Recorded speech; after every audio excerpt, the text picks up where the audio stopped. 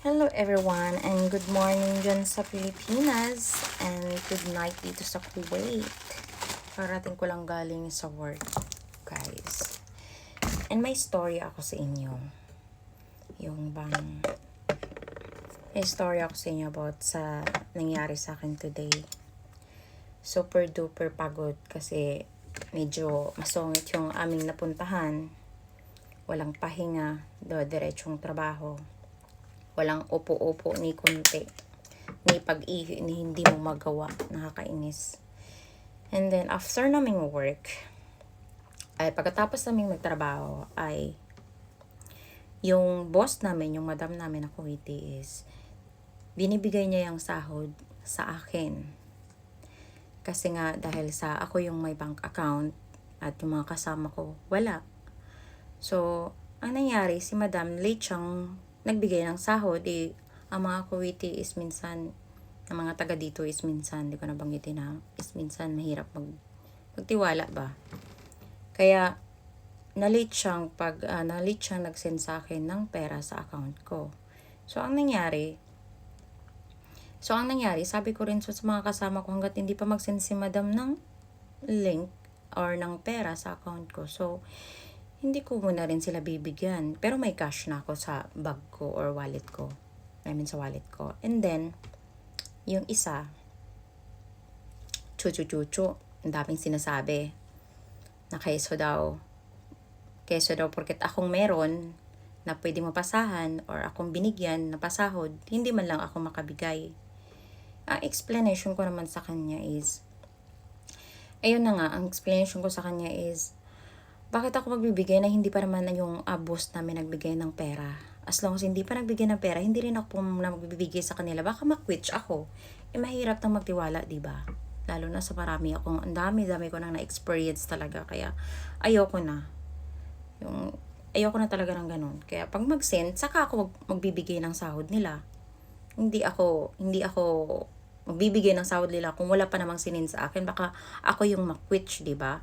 And then, isa pa iniisip ko, if any emergency sa pamilya ko, especially sa mga anak ko, malay mo ba, sasabihin agad ng boss namin, next week pa kami pasasahurin.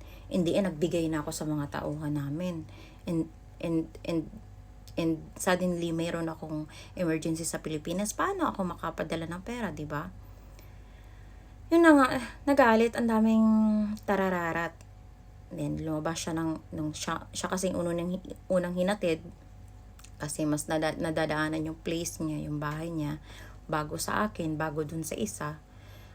So, bago siya bumaba, nagsabi pa siya sa akin ng,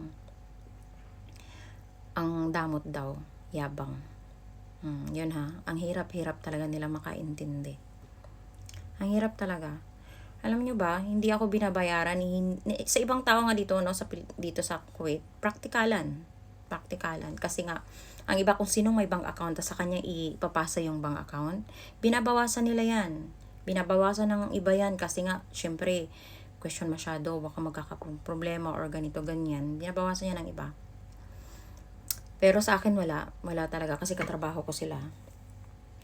In the end, ganon. Marami ka pang naririnig na kung alam nyo na, tararat. Buti pa nga minsan ang ibang lahi kaysa sa kapwang Pilipino dito. Hindi dito lang sa Kuwait sa any country. Japan man, Korea, sa China, Dubai, Qatar, kahit saang country, mahirap magtiwala sa kapwa mo, no? Yung bang ikaw na yung nagmamalasakit, ikaw na yung tumulong, ikaw pa yung masama.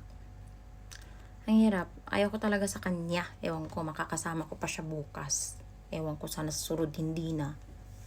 Kakabullshit talaga siya. Hindi ko talaga siya gusto. Kakatlo ka, patatawarin ako ng mahal na Diyos. Minsan napipray kaya ako ng maging humble ako. Ganon. Kaya minsan, kahit inis na ako, silent pa rin kanina. Silent lang ako sa sakyan eh. Kahit marami siyang chuchu, pero konti na lang talaga, puputok na talaga ako. Kaya dito ko na lang ibubuga ang galit ko. Nakakainis.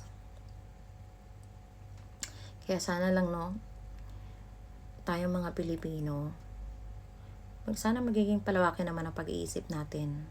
Yan. Yun lang masasabi ko. Or konting respeto naman.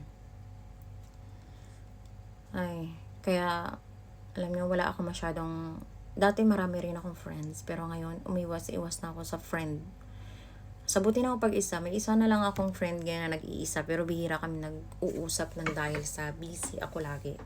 Araw-araw akong may work. At, yun lang guys. Good night and have a nice day. Bye-bye.